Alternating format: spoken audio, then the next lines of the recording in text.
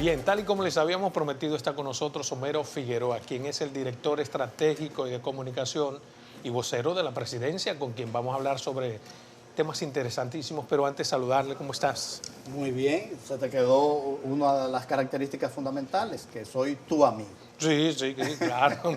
Mira, hermano, antes de comenzar, en contexto, tú sabes que mucha gente no conoce quién es Homero. Me gustaría que tú le expliques al país en términos de cualificaciones quién es Homero. Es Algunos importante, piensan que es como que te sacaron del sombrero de un mago y te pusieron ahí. Y no aunque es así. sería sorprendente porque con una carrera de más de 2 décadas de participación mediática en televisión, en radio, en prensa escrita, uno creería que el gran número o la mayoría... Eso aquí en la capital. El que de Pedernales, Homero. Exactamente, es Homero. así, ¿no? Y aquí mismo en la capital, porque las audiencias son segmentadas. Y hay personas, por ejemplo, que no le dan seguimiento a los temas que tú o yo tratamos en los medios de comunicación. Bueno, Homero es un profesional de la comunicación, o sea, lo que hago profesionalmente antes de estar aquí, en televisión, en radio, en prensa escrita, especializado en análisis político, económico y social. Y es lo que he hecho durante los últimos 20 años, los principales medios de comunicación del país. Y no salí de una chistera, definitivamente. Esto tiene su historia. Yo entendí, después de una larga carrera, que iba evolucionando y que inició por la inquietud de intervenir en el debate público, si se quiere, a través de las ideas para elevarlo y participar y mejorar la realidad del país. Pero entendí que la comunicación tiene una limitación. En 2 décadas hablé de muchas cosas, sugerí muchas cosas, pero pocas de estas se convirtieron en realidad. Entonces yo entendí que había que mezclar el decir con el hacer en el espacio que en República Dominicana tiene la capacidad, el poder de transformar la realidad. Y esa es la política. Entonces, desde ahí estás haciendo lo que decías. Sí, ¿Has tenido esa posibilidad? Totalmente. ¿Qué transformaciones has hecho en términos comunicacional, digamos, para que sea Bueno, en términos efectivo? comunicacionales la más fácil. Cuando yo me refería era en términos amplios con respecto a los grandes problemas nacionales, que uno participa en el debate, sugiere ideas e influye en las políticas públicas que se comunican luego al país. Pero en términos comunicacionales, yo quiero... La meta es organizar un gobierno abierto, en consonancia con la prédica del presidente de la República de la transparencia. O sea, y realmente hemos logrado en este año y 6 meses tener un gobierno de cara a la población. No creo, y creo que todo el mundo estará de acuerdo conmigo con esta afirmación, que haya existido en el pasado un gobierno más conectado con los ciudadanos que este, dispuesto a hablar continuamente, a rendir cuentas, a dar explicaciones, pero sobre todo en un hecho fundamental de la democracia, a escuchar. Y por escuchar mucho, a veces se ha malinterpretado, porque estamos poniendo en práctica lo que es una verdadera democracia, que es la búsqueda del consenso. Pero para ellos es necesario que haya una línea comunicacional bien definida. Se está trabajando una línea comunicacional desde el gobierno para que todo el mundo toque la misma sintonía. Con todos los temas.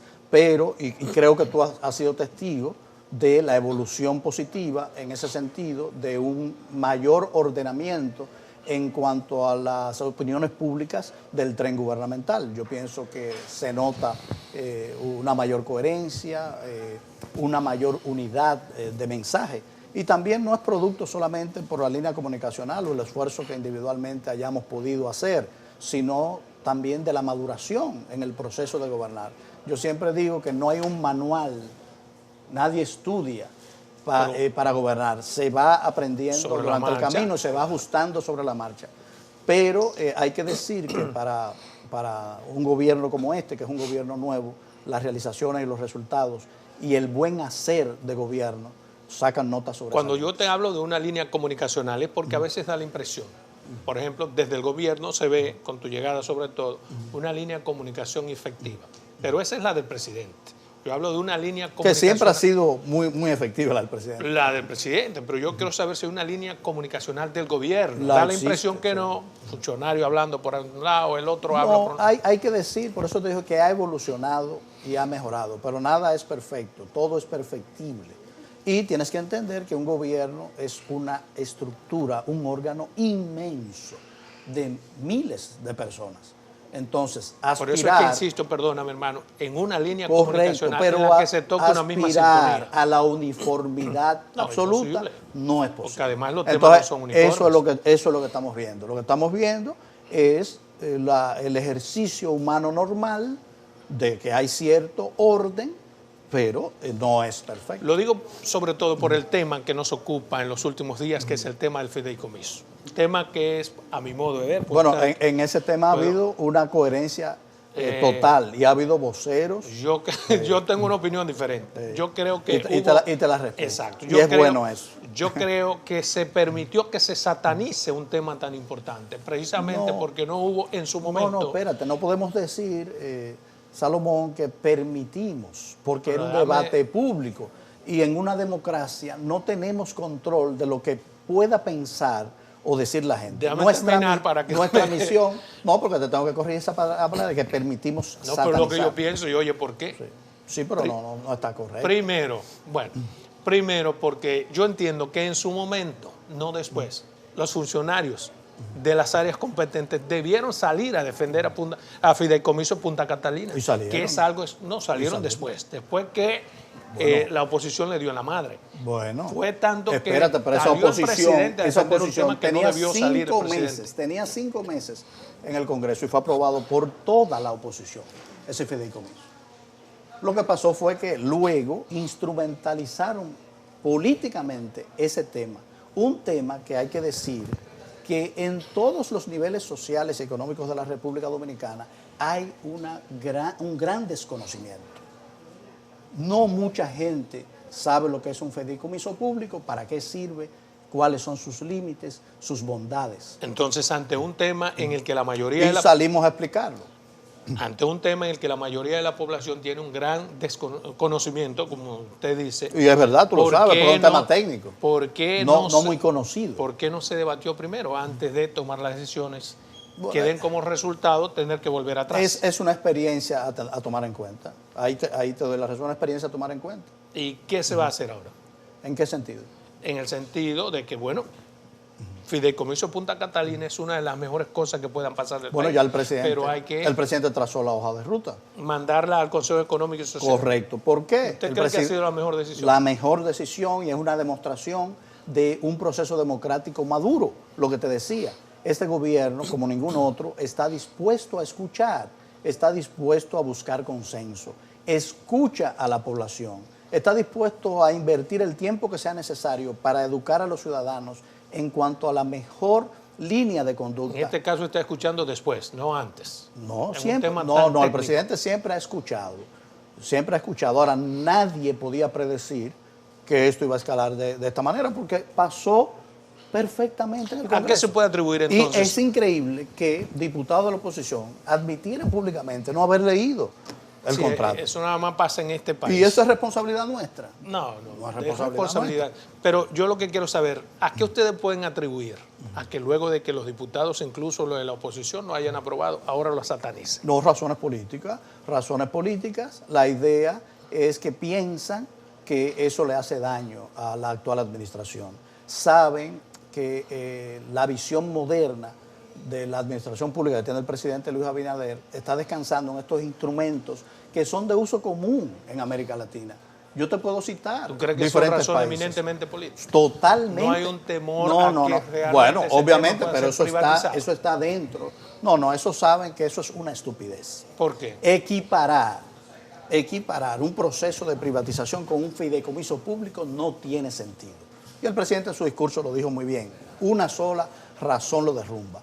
Para vender cualquier activo público se necesita la aprobación del Congreso de la República. Pero no lo que se estaba discutiendo aprobar es el fideicomiso con participación en las tres partes componentes del fideicomiso de entes públicos. Pero que en este caso... Porque no puede hablarse de privatización en ausencia de una empresa privada. Pero no se trata de vender, literalmente vender, sino de... Ni vender, ni traspasar, ni nada. Se trata de pasar de un ente público, la Corporación Dominicana de Empresas Eléctricas y la Comisión Liquidadora, es del Estado, ¿cierto? Sí, sí. Entonces, pasar ese activo que estaba bajo su control, porque se está liquidando la CDE y no puede quedar la planta en un limbo, pasarlo a otro ente, en este caso, la fiduciaria Reservas, otro ente público, ¿verdad?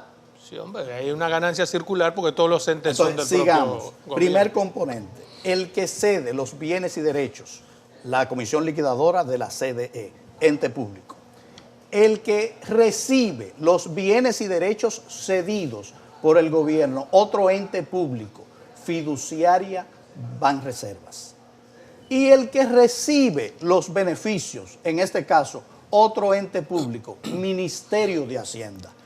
¿Cómo puede alguien, en el uso de un razonamiento objetivo, afirmar que hay privatización en una operación donde participan tres entes públicos y no hay empresa privada? Exacto.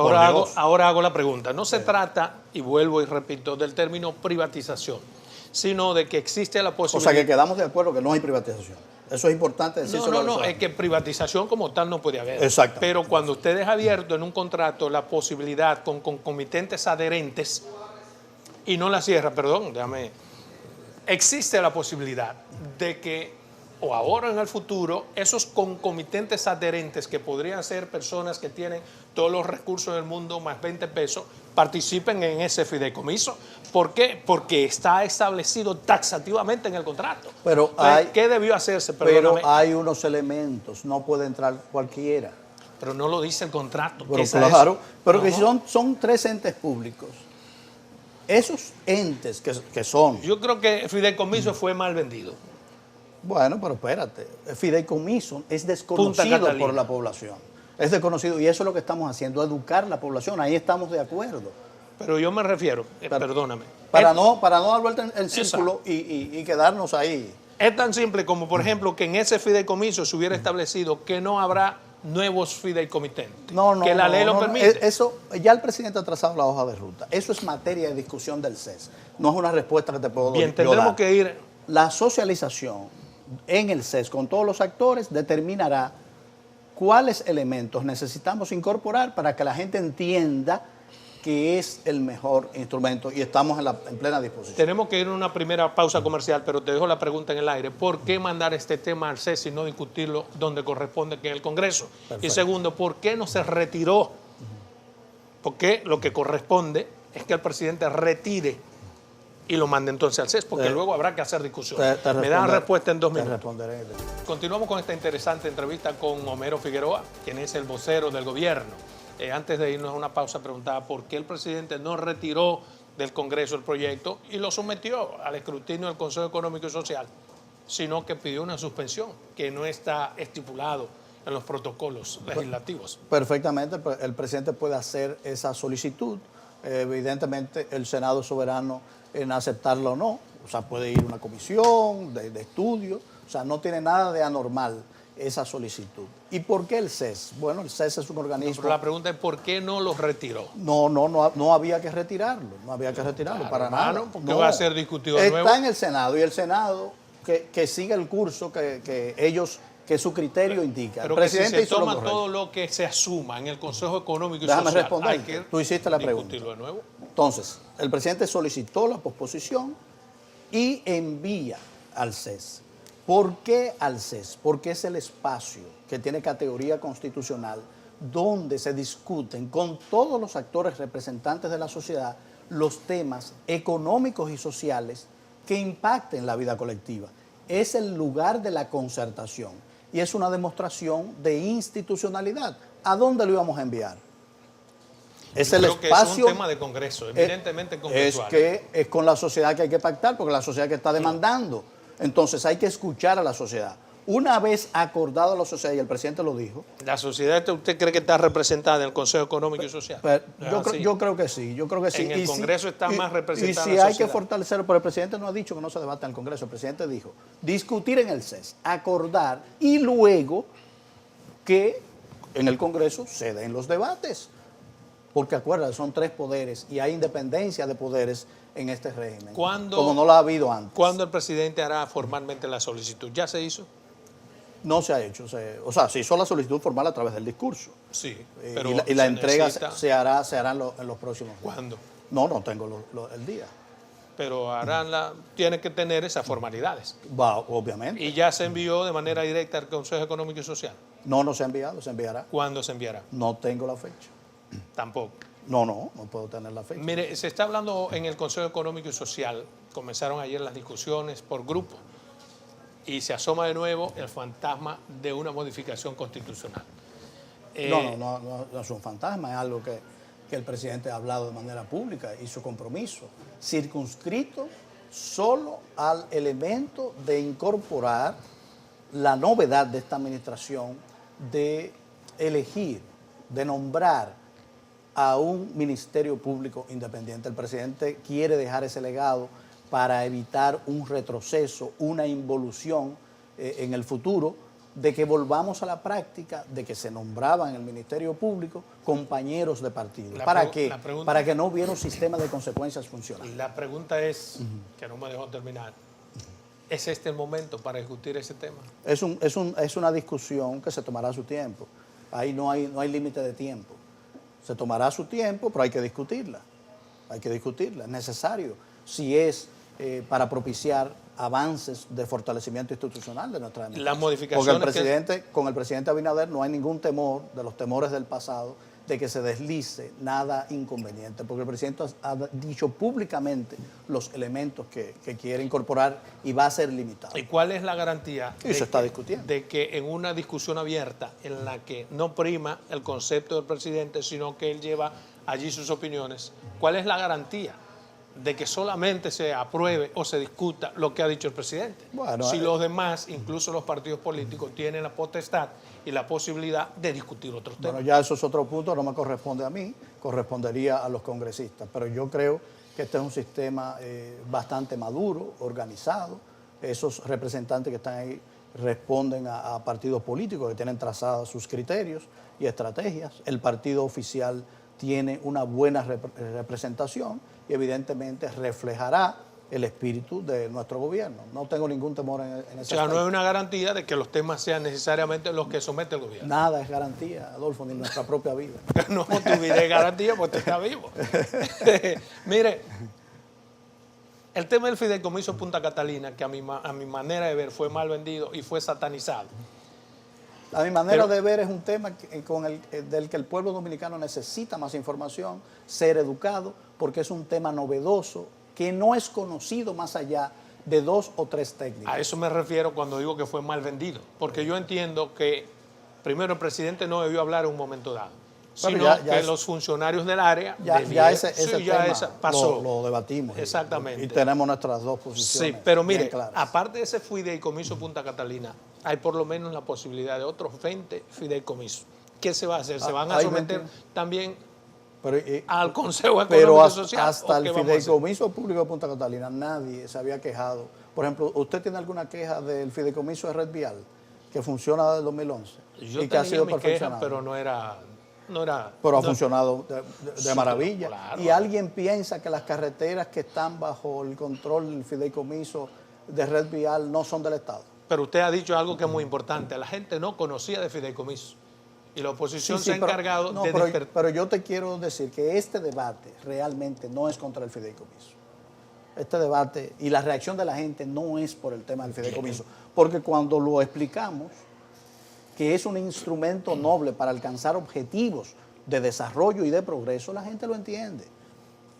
Por ejemplo, Ecuador, que fue gobernado y ha sido gobernado por partidos y políticos de centro izquierda. ¿Usted sabe cuántos fideicomisos tiene? ¿Cuántos tiene? 857.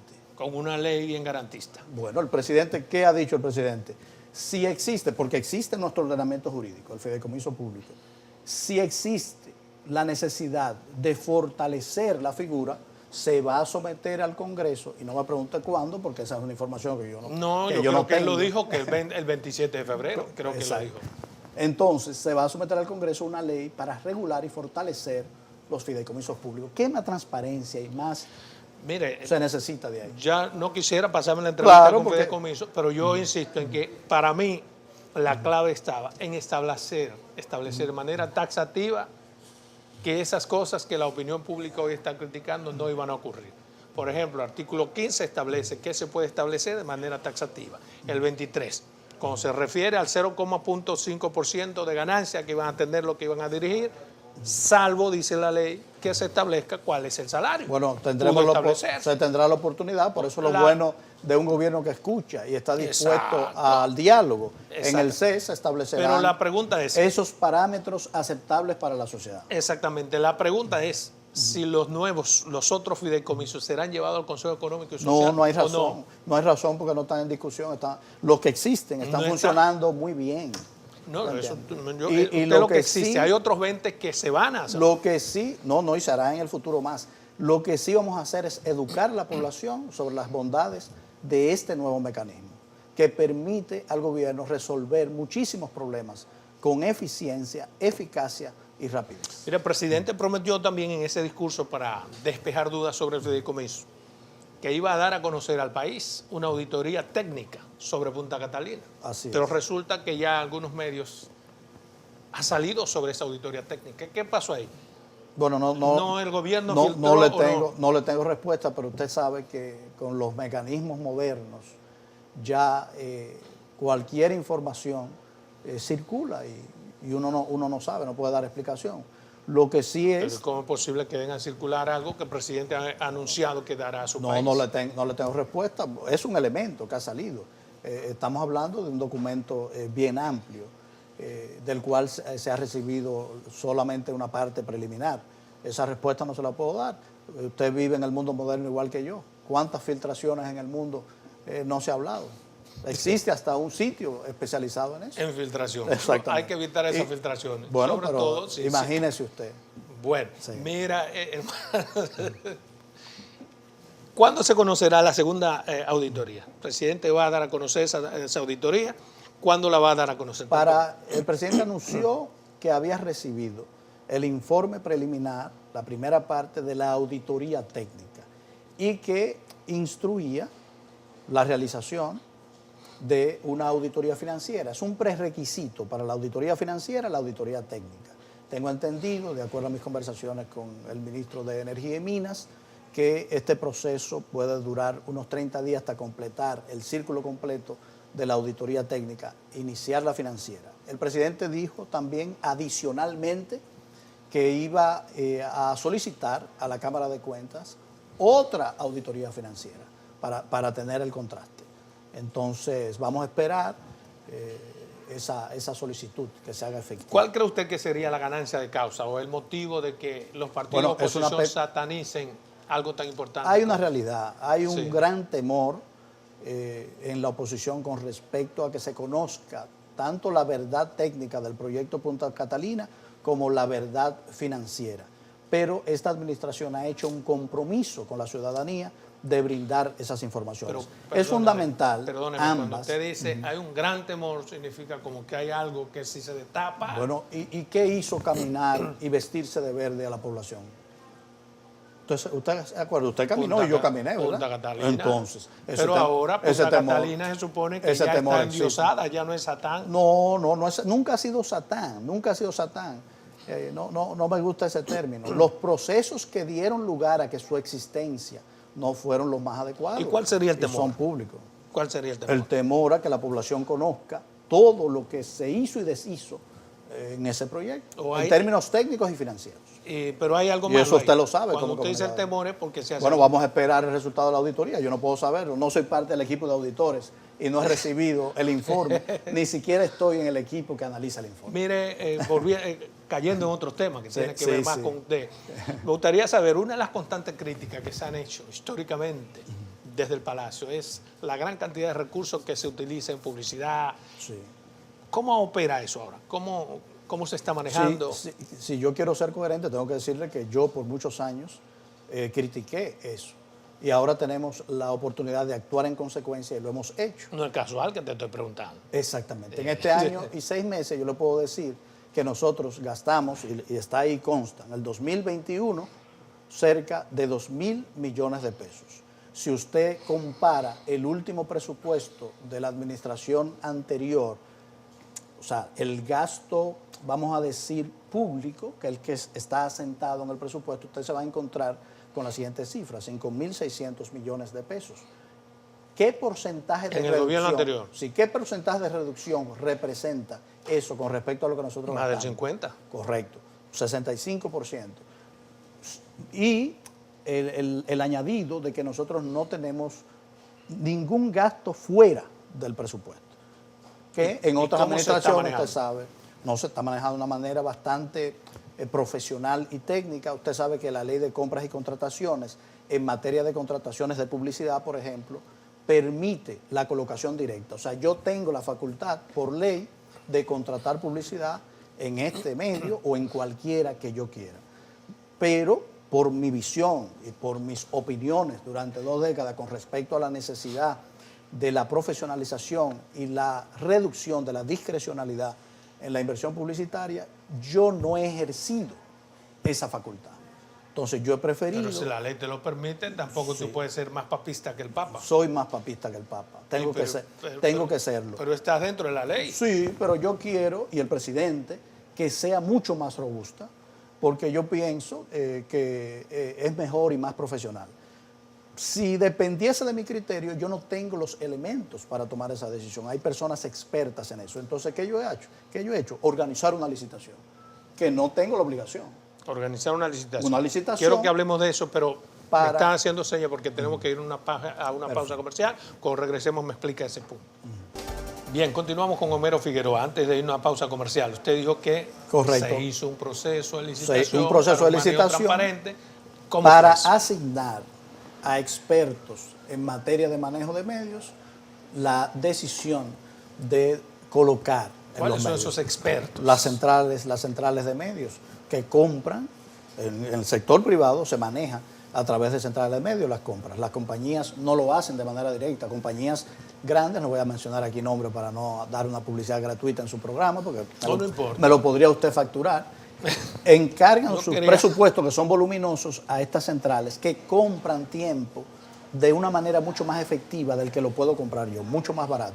Entonces, por eso yo puedo reducir la inversión en un 65%, porque yo estoy comprando de una manera más efectiva a través de los que saben de eso. Y además se evita el escándalo, la suspicacia de la posible asignación discrecional por una relación personal. Por ejemplo, si yo ejerzo con su programa y le coloco, muy posible que los francotiradores de las redes sociales saquen esa colocación directa firmada por mí al programa de Adolfo Salomón y diga, bueno, Homero le está dando a Adolfo Salomón porque es su amigo. Entonces, yo creo... Como tú eres más papista del Papa, entonces los que somos amigos del gobierno salimos sacrificados y no hay publicidad. No, que no digan sí hay. Que Luis beneficia. Usted sabe que sí hay y habrá. ¿Y dónde está? Y habrá. Mira, volviendo al Consejo Económico y Social, ¿cómo se hará esas propuestas que el presidente Luis Abinader quiere llevar en la modificación constitucional respecto al Ministerio Público? Bueno, usted sabe que se acordó en largas discusiones, porque este es un proceso sin prisa, una metodología de mesas específicas para manejar. No me refiero a la mesa. Por ejemplo, el presidente propone, entre las cosas que propone, delimitar las funciones del Ministerio Público. Sí, quitar al Ministerio Público el manejo de la política criminal. Le voy a explicar el mecanismo. El gobierno tiene... ¿Qué propone?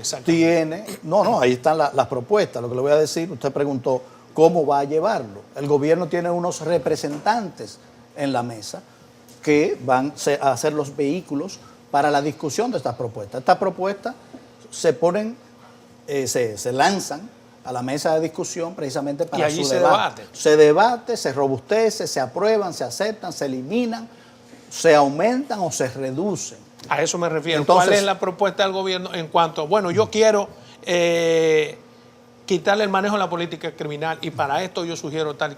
¿Qué es lo que sugiere el bueno, presidente? a grandes rasgos usted sabe que la Constitución desarrolla un enunciado y luego las leyes objetivas y los reglamentos, bueno, lo amplían, ¿verdad? Entonces el presidente está comprometido con el punto que yo le dije. La institucionalización del avance en materia de la selección del Ministerio Público, que la gente ha entendido, ha visto como algo importante, como una conquista. El interrogante es cómo se haría eso. O sea, cómo se discutirá, cómo discutirá en el CES. No corresponde ni a mí ni a usted determinar lo que decenas de cabezas determinarán en una discusión. La discusión se sentará y pero ahí se supone que el decidiremos. Ejecutivo llevó una propuesta de cómo él entiende que debe hacerse. Ahí se discutirá. ¿Se discutirá? No se ha empezado a discutir. No se ha empezado En el a momento que discutir. se empiece a discutir se hará pública. Y lo Ni compartiremos se y será parte del debate de la sociedad a través de los medios de comunicación. Este proceso recién empieza. Allí y hay va a la ser garantía de que no se discutirá otro tema político, digamos 50+1 que se ha dicho. No, El no, presidente eso ha dicho que es otra no. invención de la oposición que está buscando construir temas de debate público conflictivo para distraer al gobierno, pero el gobierno en ningún momento, y usted lo sabe, usted es un hombre bien informado, ¿qué figura del gobierno ha hablado de eso? ¿Qué figura institucional del Partido Revolucionario Moderno ha hablado Habló de doña eso? Milagros. Pero es sacada de contexto. A manera Ella hizo un personal. análisis histórico del momento en que eso se configuró e hizo una apreciación personal. Pero lo hizo en el seno del Consejo pero Económico. pero doña Y Milagros, ella está allí no representando no, Milagros. pero doña Milagros no es la presidenta del partido ni la secretaria del partido. El partido no ha hablado de eso, no está en el debate público. Entonces no hay ningún temor en un tema que ninguno de los componentes que están en la discusión han puesto en el legajo de reformas propuestas. Mire, hay la posibilidad de que haya existe en el gobierno un equipo, una instancia comunicacional para prever conflictos que le creen ruidos al gobierno. Existe. Por ejemplo, caso de Inaví, es demasiado ruido y no pasa nada. No diga que no pasa nada. Yo Hubo un sigue cambio, ruido. hubo un cambio en Inaví. Ha habido Bueno, dos pero cambios. exactamente. Pero sigue ruido. Entonces sí pasó. Yo estoy hablando Bueno, en pero términos espérate. comunicacionales, hermano. No, pero espérate, el ruido viene de la sociedad que está discutiendo un tema, pero sí nosotros estamos actuando en consecuencia. La nueva administración en Inaví está haciendo los levantamientos, está tomando las decisiones para que las cosas funcionen bien. Este es un gobierno que hay consecuencias. Ha habido consecuencias. Ahora nosotros no podemos evitar, y es sano que se hablen de las cosas, no hay ningún problema. Porque es que cuando se habla de comunicación se aspira a un estado de especie de nirvana comunicacional donde no haya ninguna contradicción. No, la democracia es disenso y consenso y es sano que hayan discusiones. Es sano que hayan pensamientos divergentes, Por ejemplo, como la que tenemos usted y yo aquí. Exactamente. Por ejemplo, en ese Consejo Económico y Social que se va a discutir, la propuesta del presidente es con relación a la Contraloría, que para ser Contralor se tenga que tener por lo menos 5 años fuera de los partidos políticos. Eso no. Eso a mí me parece bien. ¿Le parece bien? Sí, porque ¿No le parece hay que eso instancias. penaliza? Hay instancias. No. Perdón, ¿no le parece que eso penaliza a todos los contadores públicos que tiene el propio PRM, que tienen derecho legítimo a aspirar a Contralores? Bueno, si yo fuera, entonces yo saldría de la militancia. Saldría. Sí. Pero es 5 años antes, porque tiene que salir de tu partido. Es como si ser político es una satanización. No es una satanización, pero hay límites. Hay límites. En los órganos arbitrales y de control es sensato, y el espíritu constitucional lo deja muy claro, que la persona no tenga sesgos ni compromisos políticos, porque ¿cómo usted se va a supervisar y controlar a usted mismo? Eso es un principio de administración básico. Entonces yo pienso que es sano y un avance. Y en la historia tenemos ejemplos de esa contaminación política en organismos arbitrales y de control. No podemos volver a lo mismo. Es un cambio que vinimos a hacer. Y eso es parte del cambio. ¿Hay otras propuestas de cambio que están pendientes? Hay muchas. Acuérdese que el presidente en el discurso que hizo a la nación a sus 100 días, cuando cumplió sus 100 días de gobierno, habló de 12 reformas y se están ejecutando. E incluso dejó abierta la posibilidad de incorporar reformas que la sociedad hiciera un llamado. Una de ellas, por ejemplo, la reforma policial. que está en proceso bastante avanzado. Creo que ninguna administración había tomado tan en serio el tema de la reforma policial. ¿Sabía usted que ahora en esta administración fue que se aprobaron los reglamentos de la ley orgánica de la policía? Que esa ley orgánica estaba aprobada, pero era inútil e inexistente porque no se podía ejecutar sin los reglamentos. 6 años. Y ahora en esta administración, el presidente aprobó esos reglamentos y se hizo efectiva y empieza ese cambio. El presidente dictó un decreto conformando una comisión de supervisión de la reforma policial, un paso de avance importante. Se nombró a un comisionado para darle seguimiento. Entonces yo pienso que hay una gran perspectiva en un tema que históricamente ha sido de la preocupación de la ciudadanía, usted sabe, la seguridad y la propia Policía Nacional, y que se había dejado de lado. Y ahora vemos importantes avances y un compromiso tanto de la propia policía como de los entes que el gobierno ha designado como responsables de ese proceso. El gobierno se supone que es garante de la seguridad nacional y de la política de criminalidad. Algo que el gobierno quiere quitar la Procuraduría para dar otro organismo. Perfecto. Pero, ¿qué resulta? Por ejemplo, se hizo un... No estoy de acuerdo. ¿El gobierno quiere darle qué? Quitar a la Procuraduría. No, lo que hay un planteamiento. Y ponerla en otro organismo. Hay planteamientos de crear instancia, por ejemplo, un Ministerio de Justicia podría crearse para deslindar la estrategia criminal del gobierno de la parte punitiva del ministerio, si se hace independiente. Sí, pero usted lo dice de una manera como que se interpreta. No, dicho como yo lo digo, se nota que es un cambio institucional progresivo. No, pero igual lo mismo, quitársela esa responsabilidad, la materia criminalidad, dividir a la Procuraduría. Pero es que dice quitar. Yo quiero utilizar el mismo término que utilizó el presidente. Quitársela a la Procuraduría para dársela a otro organismo, que es lo que se va a discutir. Exactamente. ¿Cuál sería esa Exactamente. Sin embargo, por ejemplo, ahora se hizo un requiso en la cárcel de La Victoria. Encontraron todas las cosas del mundo. Es un tema pendiente, pero en esas noticias que alarman, y a mí me alarman también como ciudadano dominicano, hay un elemento positivo. ¿Cuál es? En esta ocasión se hizo una requisa masiva y se hizo una limpieza masiva. Existían desde ahí. ¿Y usted cree que existían desde agosto del 20? Se hizo a instancia de la Procuraduría. Muy bien. Que es quien lleva a su cargo la política de criminalidad. Muy bien, muy bien. Mi pregunta es qué va a pasar con todos esos funcionarios responsables de que eso no suceda y lo permiten. Bueno, eso vamos a ver en qué arroja la discusión. Vamos a ver qué arroja la discusión. Eso no lo puedo yo saber. Lo que sí le digo es que el hecho que describe es positivo. Y eso que ahora se hace a través de la Procuraduría, bueno, si se decide deslindar las funciones y otorgársela a otro elemento institucional, lo hará también.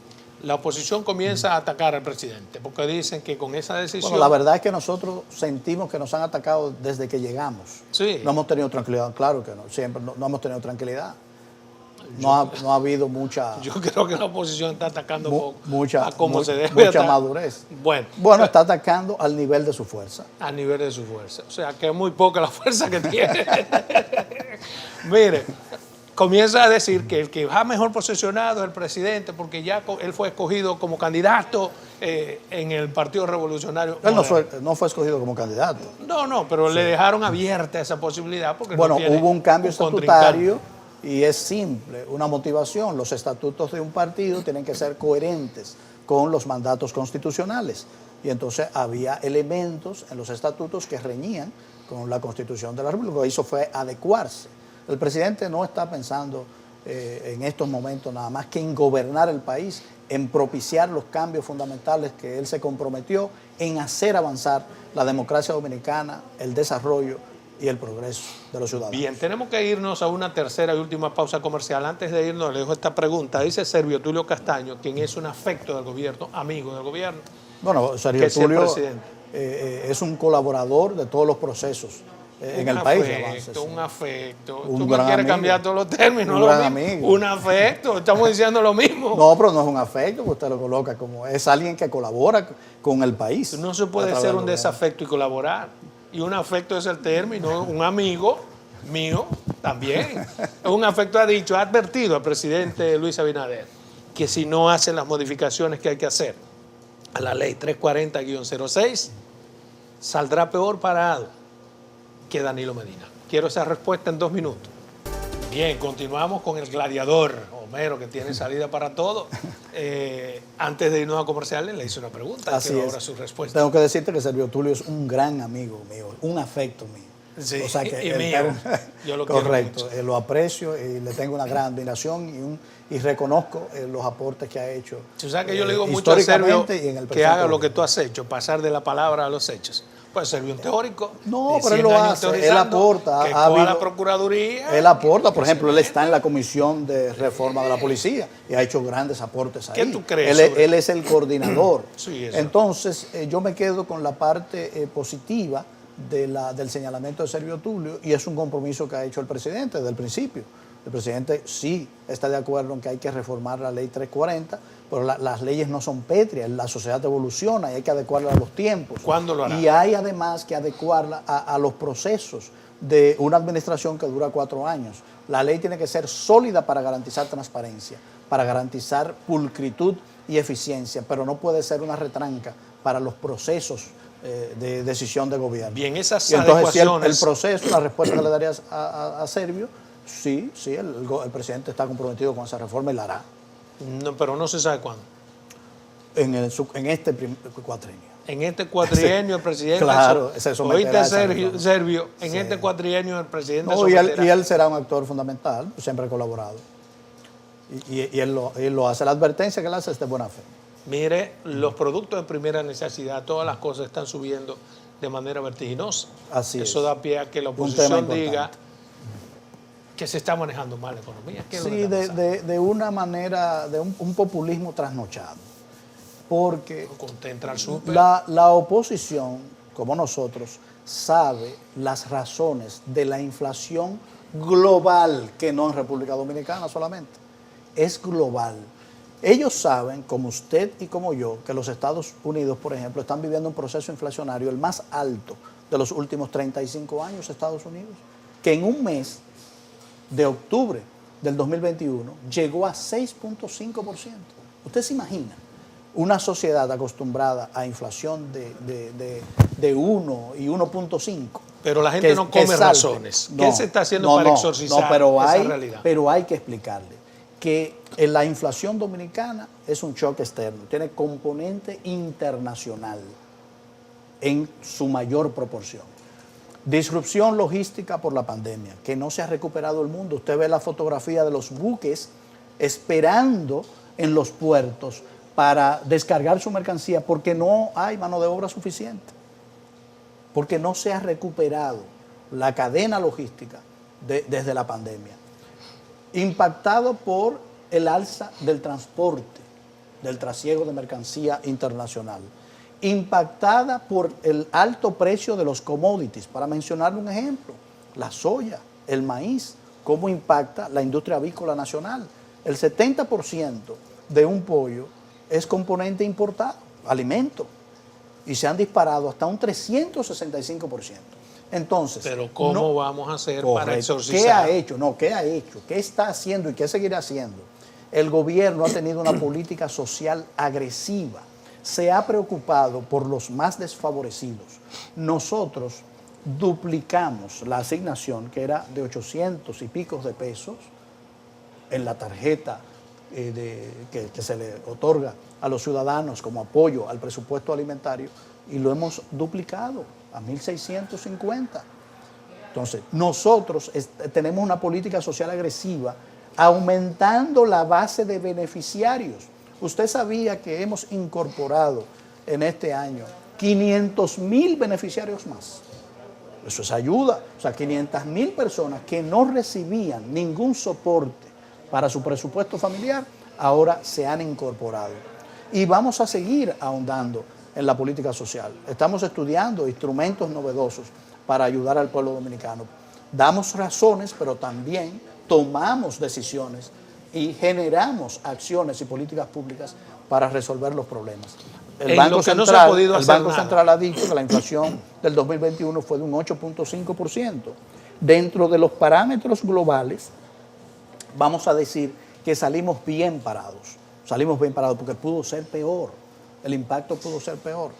Pero ante esta realidad se contradicen algunas cosas que el gobierno quería implementar, digamos, quitar el subsidio a los combustibles.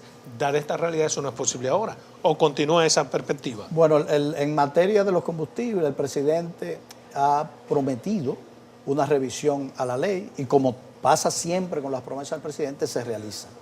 Vamos a esperar que inicie el debate público de esa reforma, que cariz tendrá. ¿Y cuándo se hará esa revisión a la ley? Vamos a esperar. ¿En qué escenario? Vamos a esperar. Porque eso sí debió llevarse al Consejo Económico y Social. No le matemos la Pero ¿por qué no llevaron ese tema, la revisión de la ley de combustible al Consejo Económico y Social? En una próxima entrevista le prometo una respuesta cuando hable con las instancias correspondientes. Ok, mire hermano, su valoración sobre lo que ha pasado con Banca América. Bueno, creo que es un proceso de institucionalidad, un proceso que robustece y muestra qué tan profesional es la supervisión del sistema, de llevar a cabo esta operación de la manera más institucional, sin ruido, de la manera correcta y sobre todo garantizando a todos los ahorrantes de esa institución que no van a perder su dinero. O sea, tenemos un sistema financiero robusto, bien vigilado, que en esta administración realmente funciona para el mejor interés de todos los actores del sector. No quería abandonar el tema económico porque recientemente el gobernador del Banco Central ha compartido con la población dominicana la cifra final de nuestro crecimiento del PIB. El gobernador del Banco Central ha informado oficialmente que el crecimiento fue de 12.3%. Y lo más importante, porque se ha hablado, algunos actores políticos han hablado de rebote estadístico cuando hablan del crecimiento. Yo quiero que tú me expliques lo que ha dicho el expresidente Leonel Fernández. Correcto. El Banco Central, que fue su Banco Central. Él ha hablado de rebote estadístico, pero el gobernador le respondió.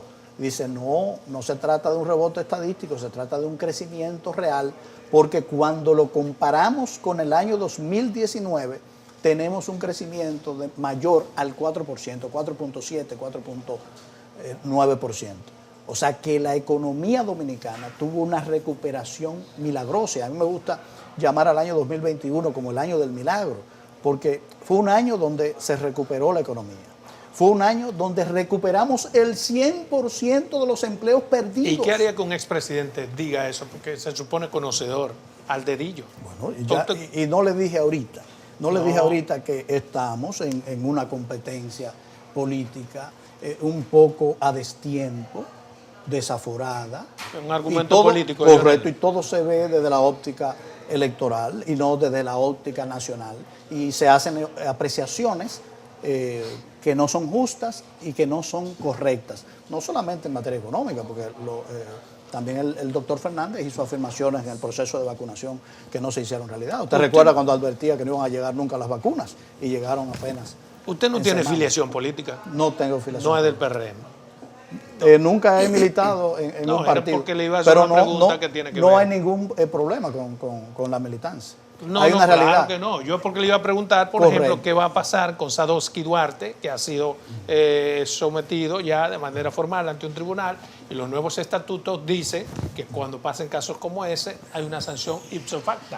Bueno, pero no ha pasado con él. Hay que preguntarle a las autoridades del partido. Pero sí le quiero abundar con respecto a mi caso. Yo he hecho una transición consciente desde el mundo de la comunicación al escenario de la política. Ilegítima, a la que aspira cualquier periodista. Precisamente porque estaba convencido de que había llegado el momento de participar de las decisiones. Claro. Entonces, usted sabe que yo trato y he tratado siempre de ser coherente en mi vida.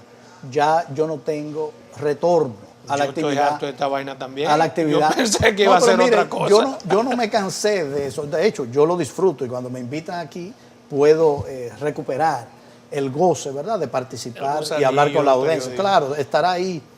Pero hay una realidad. Ya yo no soy el mismo Homero, el que era verdaderamente, que mantenía una opinión equidistante y una acción equidistante de las fuerzas políticas. Yo conscientemente, en un momento difícil para nuestra democracia, dime, ¿cómo te manejas tú, reflexioné y me dije a mí mismo que era una irresponsabilidad la neutralidad cuando yo veía que la democracia la podíamos perder. Entonces decidí actuar en consecuencia y apoyar el cambio, y aquí estoy. Y ¿Cómo ya no te hay vuelta manejas tú, atrás. Luis? Luis, hasta la 1 de la mañana está llamando a los funcionarios. Es la persona, yo siempre he creído ser un gran trabajador, pero ante la capacidad de trabajo del presidente Abinader, yo me quito el sombrero. Impresionante, incansable. Y sobre todo, no es la larga jornada, sino la calidad de esa jornada. Atento a todos los detalles, siempre consciente, conocedor de todos los temas, y la verdad que es impresionante, y el país, yo pienso, debe sentirse tranquilo y hasta tener orgullo de un presidente que muestra un compromiso tan absoluto con el destino de su país. Finalmente, ¿cuándo el presidente va a dar a conocer la auditoría técnica? Para que no se la mate, porque ya comenzaron a salir cosas. Inmediatamente, como lo dijo en su discurso, inmediatamente ya esté consolidada, porque tenemos el informe preliminar. Cuando sea el informe final, el presidente dijo que se informará al país, como siempre lo ha hecho, con lujo de detalles, con todo, para que el país sepa la realidad de ese activo nacional. ¿Y a la Cámara de Cuentas cuándo le van a solicitar? Debemos, en los próximos, este programa se emite, cuando se emita este programa. Hoy sábado. Exactamente, ya se habrá solicitado. Cuando salgamos de aquí ya se habrá solicitado Sí. a la Cámara de Cuentas la auditoría. Sí. Bueno, para mí ha sido un placer tenerte aquí en Verdades al Aire. Además está decir que el espacio es abierto y está a disposición para que temas como este y otros más podamos discutirlo, podamos que la gente sepa que no hay temor, que hay que hacer las preguntas. El problema no está en la pregunta, es la respuesta. Y espero haberle satisfecho sus preguntas con respuesta más que a mí, adecuada. al país. Así es. Bien. Un placer, muchas gracias. Encantado.